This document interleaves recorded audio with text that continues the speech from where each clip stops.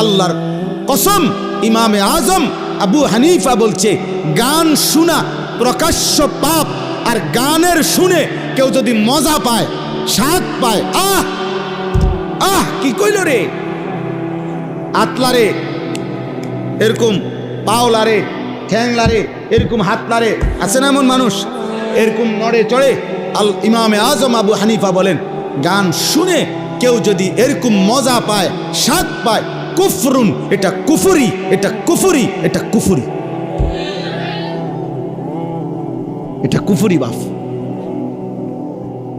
অতএব খামখেয়ালি করো না। আবারও বললাম, আবারও বলছি, শেষ পর্যন্ত হয়তো এই পৃথিবীর কেউ তোমারে কিছু বলতে পারে নাই, কোনো হুজুরের কথাও পাত্তা দাও নাই, মা বাবার কথাও পাত্তা দাও নাই, হতে পারে কেউ তোমারে শাসন করতে পারে নাই।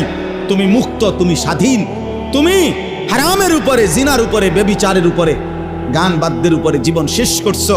কিন্তু দোস্ত আমার, বন্ধু আমার, ওই মালিক কিন্তু তোমারে ছাড়বে না।